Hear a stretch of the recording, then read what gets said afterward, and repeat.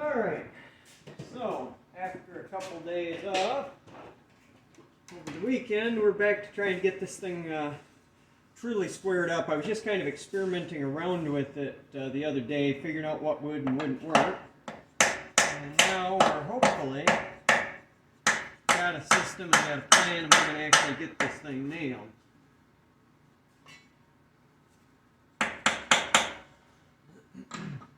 Was having some trouble with it wanting to spin itself out from under there.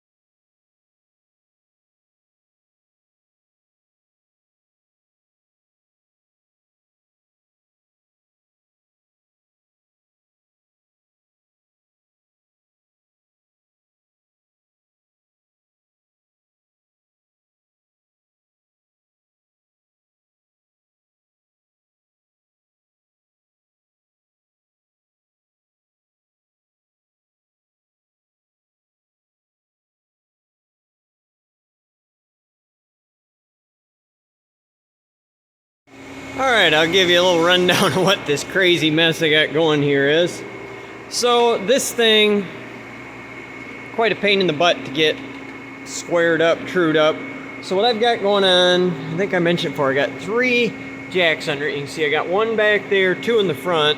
That let me level side to side this way, up and down. And then what I did, once I got it all leveled up, I didn't trust it with just 1 jack under the back. So I've got an angle plate clamped to it back here on each side. So I didn't want it to be able to tip side to side back here. And obviously here I've got 2 tie bar and clamp systems clamping it down in the front. And then almost all the load I'm going to subject to this thing is going to be pushing it this direction.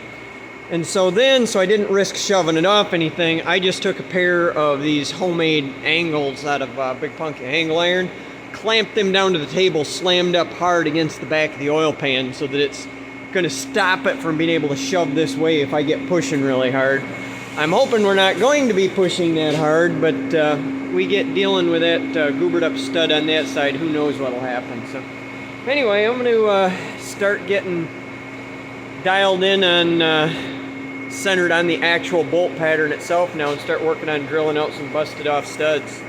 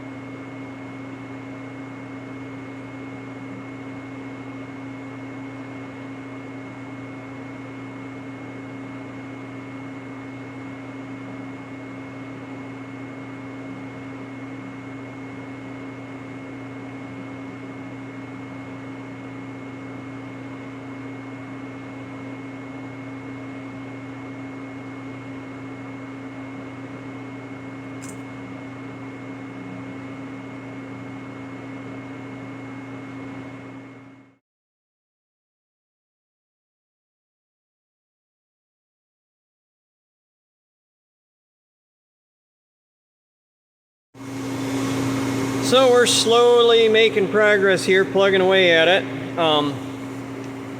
I've still got residue in that hole. That's one of them that was broke off, and the owner had tried drilling and tapping out.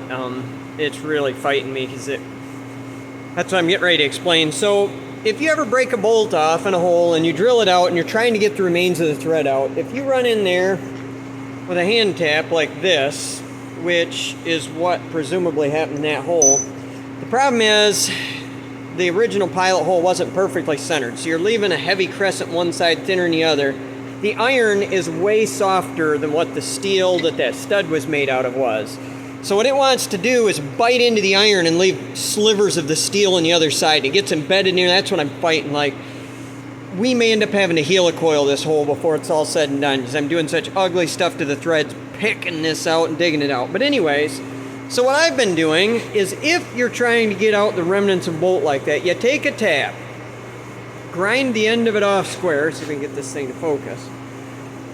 You can see I've ground it off flat on the end, and then intentionally ground it away so there's no partial threads. It's only full threads. It starts right off like right there. The very first one, if I can get it to focus again. I'd lay it down here. Alright, so you can see that very first thread, that's this one here. That's a full thread. The idea is that it runs in, you got to pick out the first few windings worth of thread, you know, with a pick, chisel, however you do it. Once you get this started, what it does then is, instead of trying to cut and run up over top of the thread in there, that first full tooth grabs the thing and starts trying to curl it up. You'll get stuff like this out of the hole where it wads up the first thread, and usually you feel it kind of, and it'll bind up, and you back out, and then you can get a hold of that one with a pair of pliers and yank it out of there. If you do that, you don't end up with this crazy business where it's trying to cut off into the iron. Now, I have been having pretty good success. I just got this one out. That one I got centered up on by using my indicator, which is what I'm going to do with the rest of them. I've given up on trying to figure out what this pattern is. I'm just going to indicate in on them. When I'm completely centered up on it, then I punch it out there 2 drill bits undersize, and then I was perfectly centered, and I was able to just grab that thing with a pair of pliers and just wind that thing right out of there. It looked like a helicoil insert, and the threads in the block are perfect. So hopefully we'll get the rest.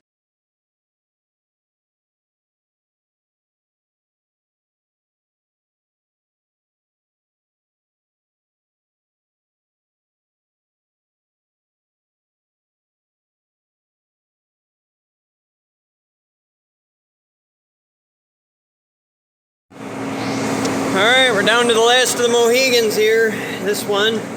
So that one I can see through the water pump hole, so I got in there with a torch and heated up the bottom end of it red hot once. I'm gonna get centered up on it, but I'm hoping maybe this will be one of them that decides to come out. So far I've had 3 is all that have come out without breaking. That one and that one came out easy because they don't go through into the water jacket, and then I don't remember which other one, but one of them that was in the water jacket came out. Otherwise, every single one of them has broke. So anyway, get centered on this so that if it breaks, I'm in the right location, and then get it out, and then we're down to that last nasty goober. That is going to be some serious fun after all the torch work on it. So we'll bring you back for that one when we get here. All right, we got some great news. That one came out of there. You can see where I heated it up on the end with the torch, had her red hot, starting to melt it, and then hosed her down with penetrating oil and let it cool off, and it was nip and tuck, but it came out. So we are officially down to the ugly one. So I'm going to get myself centered up on that thing and see what we can do. I'll bring you back when I get lined up on her.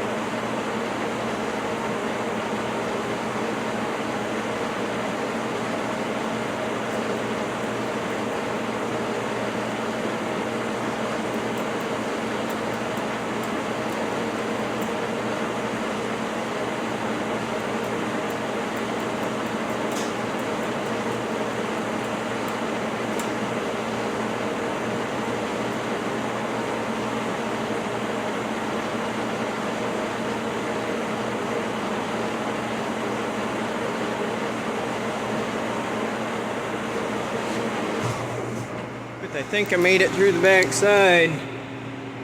We did. Let's see if I can get a light in there. Yep.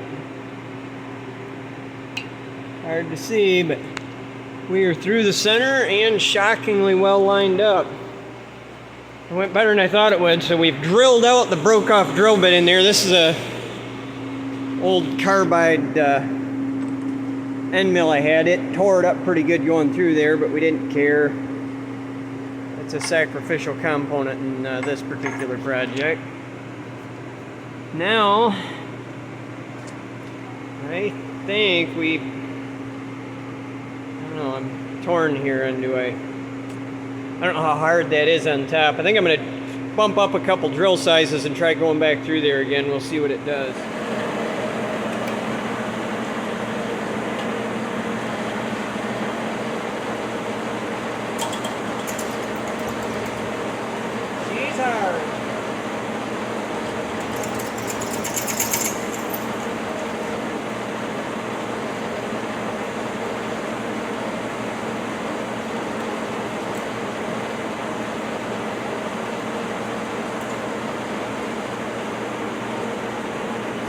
That's pretty much exactly what I expected.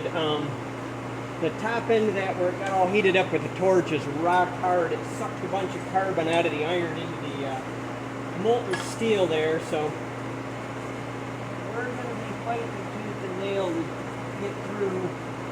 I'm sure I just wiped out that drill bit. I mean, I just went ahead and pushed around through and just went with it. But very, very bad to drill that.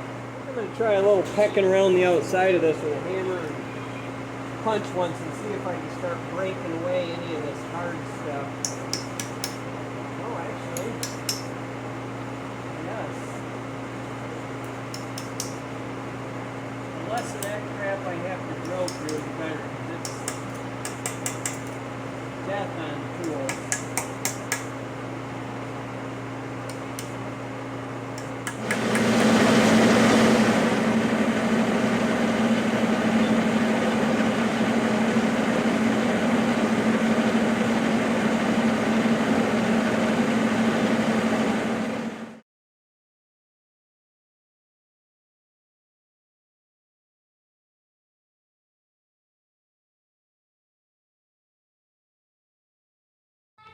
Alright. Well, we got her, guys. There's a few holes that are a little bit hurt. I just discovered something funny. So this hole and that one don't go through into the water jacket. And so those two came out, but then I get looking at it closer and I realized, man, the threads are battered up there and they look just like some of them that I fought with so hard, and realized at some point in the past, this thing had a broke head stud in that hole that somebody else dug out of there. You can see the telltale signs of chisel marks and stuff in the threads where they were chipping the thing out. So this isn't the first time this engine has had the problem. My recommendation, I don't think any of these are bad enough to justify helicoil, and I just recommended that they get Loctite and goop them up good and Loctite them all in. That'll seal up, you know, any weird irregularities in the thread, keep water from seeping in around them. I mean, as long as you run an antifreeze, they should never get this corroded in. But honestly, Loctite's great. It seals them up, and then when you do want them out, you just heat them up a little, and they'll come right out of there. So, anyways, we won all, what was it? I didn't even count. 2, 3, 4, 5, 6, 7, 8, 9, 10, 11, 12, 13, 14 of them. And out of those, I don't remember now, how many of them came out without break-in? I think it was 3, maybe. 2... I guess 4 of them. I got 4 of them out without breaking. Had 1, 2, 3, 4, 5 more that broke on me, plus 3 or 4 that were broke to start with. So anyhow, I'm pretty pleased with it. As you guys could probably see from the video, the setup on this thing was just a huge chunk of the project. Getting it in here squared up, trued up, lot of horsing around, but well worth it. There's honestly no other way that I know of you could have done this job safely, I guess is how I'll put it. Because this way I was able to get dead centered up on the holes and really control it. And then like those ones that, especially that end one where I had to carve through there with a carbide, you're not doing that freehand. Carbide inserts, I mean, you saw I broke that end mill at one point, and they will not tolerate being run in a hand drill or something. They'll snap immediately. So anyways, we got her, so bring you guys back for the next crazy project we get into. Let's take a look at what Wiggles is doing a minute before we shut down the video. What are you doing, Wiggles?